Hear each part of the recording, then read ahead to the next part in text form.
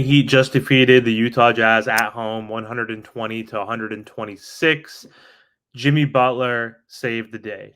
Welcome back to the Team to Beat Miami Heat basketball channel. My name is Amir. Before I get into the video and the recap of the game, I just want to thank everybody for their continued support of my channel. I'm on my path to 1,000 subscribers and getting really close. So if you guys could subscribe to the channel, that would mean a lot.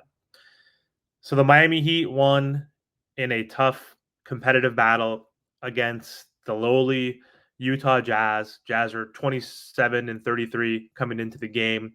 I think they were the 11th seed in the Western Conference, and they've been underachieving, but they're a young and developing team. And they fought hard, and it was a tough battle, very close first half. The Miami Heat were down by 4 after the first quarter, allowed the Jazz to score 34 points. Colin Sexton was having his way and scoring a lot. And also, Keontae George, the rookie, had himself a game, and he loves playing well against the Miami Heat. And they were up 34-30. So the good thing was that Miami was able to compete offensively and stay in that first quarter with them. And then they both scored 28 points each in the second quarter. So the Jazz were up by 4 going into the half. And it was frustrating in the first half because the Miami Heat were shooting really well. They had like 1 or 2 turnovers, I believe, to 6 turnovers for the Jazz in that first half. So the Miami Heat were controlling the game. They were keeping the ball, not turning the ball over, which was great. And the Jazz turned the ball over the most in the NBA at like 15 or 16 per game. And they were taking care of the ball as well, which was unfortunate for the Miami Heat in the first half. But the Heat were shooting at 1.58% late in the second quarter from 3 as a team. And we were down by 1 point. And that's tough. Like we were shooting lights out from 3. We were shooting in the high 50s from the field as well throughout most of that first half. But I think at halftime we were at like 53% overall from the 3-point line, and down 4 at home is just unexpected. And when the Miami Heat shoot well from deep, they typically win games, especially if they're in that 40% range. And it was tough, but either way, hard fought game, really competitive. And in the third quarter, Jimmy Butler decided to take over. So Jimmy recently has been interviewed by folks talking about how when it gets to March, April, and then the playoffs, this is when he can turn it up and become a superstar. So we know Jimmy Butler is an all-star, even though he wasn't an all-star this year, is an all-star caliber type player, maybe second team to third team, all NBA type of player in the regular season. And when it comes to the postseason, he's a superstar. He's a superhero. He leads the team. He puts the team on his back. And he's starting to play really good basketball in the last 20 games or so. And I'm happy that he's been really aggressive. And without Jimmy Butler, the Miami Heat do not win this game tonight because Keontae George, like I mentioned, was having a career game, 31 points, 4 assists, 4 rebounds, 6 for 14 from 3, 12 for 23 from the field. So tough game. And the Jazz's starting lineup offensively were playing great. I mean, they scored 120 points on us, like on this defense that's been really great. And we didn't really play much of the zone today, which was a little surprising. I think we brought it out a little bit in the fourth quarter to mix it up, but 120 points on this Miami Heat defense that's been number 1 since February, number 8 in net rating overall, which is a huge leap from just 3 or 4 weeks ago when they were in the 15 to 16 range in terms of defensive ratings. So kudos to them. I mean, Markkanen, Sexton, also John Collins had himself a good game, and they were tough to stop, and they shot really well from 3, which is I think a big reason why they hung around as well, because the Heat shot pretty good from 3 throughout the entire game as well. Not as good as the first half, but they were hitting threes and they were out rebounding the hell out of us. So they're big. Yurtseven, the former Miami Heat's backup center, had some minutes also in this game, 15 minutes, and he played well, 7 points, 5 boards. And, you know, they had multiple 7-footers out there at a time. And that Hendricks rookie, he looked good too. He had 8 points, 13 rebounds, tall, lengthy, young, athletic rook. And, size was an issue to a certain degree, and we couldn't rebound because we didn't turn the ball over that much. We didn't shoot poorly, so it kind of came down to the rebounding battle as part of the reason why I think it was a close game. But either way, Jimmy Butler just absolutely took over in that third quarter, and huge game for him. Happy that he was activated, engaged. This was a good bounce back victory after losing a game that we could have won. I'm not going to say should have won, but could have won against the Denver Nuggets on the road after a 4-game West Coast road trip. So Jimmy, again, stepped up big time. So did Bam Adebayo. I guess he left the game, and I'm not exactly sure why. I wasn't watching some of that third quarter, but Bam was able to come back and look good, which is a good thing because we can't afford to have any more injuries because we already have Tyler Hero out, who also missed this game, and then Jay Rich still out with a dislocated shoulder, and Kevin Love was the other piece that we were missing as well. So we were shorthanded, as usual, like we always are for every single game, it seems like, and we're still able to win. So huge win. I think the Miami Heat now are the 6th seed now after winning because we leapfrog the Orlando Magic, who are in the 7th seed. So we're ahead of the Pacers by a little bit and the Magic, and we have a tiebreaker against the Sixers that if they lose, then we can hop back to the 5th seed. So I think we're like half a game behind the Sixers, which is good. So um, let's look at the box score real quick. So Jimmy Butler, season high 37 points, 3 rebounds, 7 assists, 12 for 19, super efficient. 3 for 3 from 3, which was awesome. His first 3 of the game was in the first quarter, and it was like a step back kind of fade away at the end of the shot clock. 3-point desperation shot, nothing but net, which the good thing about that was now he has scored 1 3 in 14 consecutive games, which is a career high or record for Jimmy Butler. So that was good to see. 10 for 11 from the line. When he's getting to the free throw line, then we win the game typically. When he gets up to double digit free throws, we usually win those types of games. So very good game from him. He had 1 block, 1 steal, also only 2 turnovers. So Jimmy saved the day. All the kudos to him.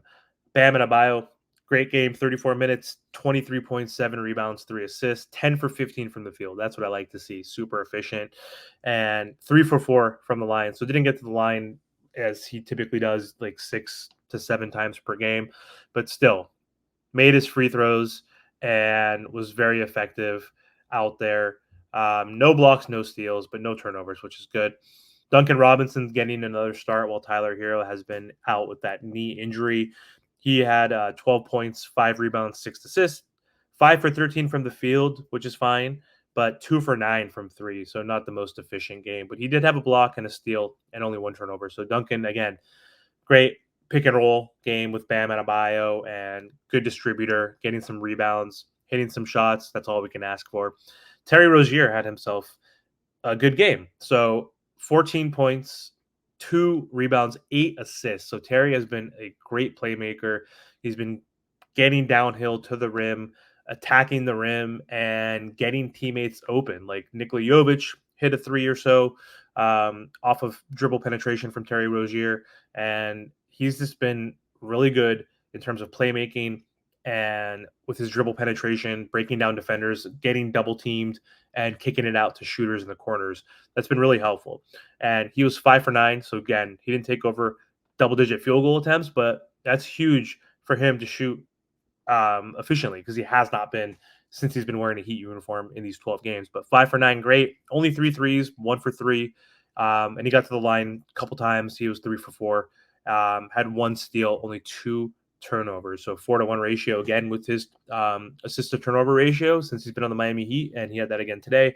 So great game. If Terry can get us anywhere from like 12 to 18 points per game, 3 or 4 rebounds, and 5+ assists, he's going to fit in really well, and he's definitely going to help us win games. And he's a guy who can get hot in certain quarters if our offense, or when our offense, I should say, gets stagnant, because that's typically always our issue, is obviously scoring. But not tonight. 126 points, can't complain.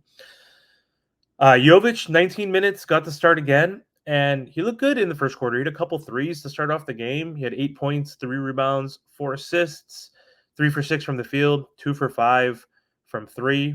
He had 1 steal, no turnovers. Surprised he didn't get more minutes. Haywood is getting some of those minutes in the first half, which I thought Jovic deserved those because Haywood was not really effective out there. Didn't really score, but we'll get to Haywood later in the fourth quarter because defensively he stepped up, and I think he helped turn around this game and helped us win this game. Jaime Jaquez Jr., pretty solid game off the bench, 29 minutes, 12 points, 4 rebounds, 1 assist, 5 for 10 from the field, 1 for 3 from 3, and 1 for 2 from the line. He had 1 steal, only 1 turnover, which is good. So Jaime was looking decent in this game. So it's a bounce back game for him. Caleb Martin, man, he is also looking healthy and athletic, and he is explosive. One of our most athletic, if not most athletic guy on our team. He got 18 points off the bench, 5 rebounds, 4 assists, 5 for 9 from the field, 4 for 6 from 3, 3 blocks.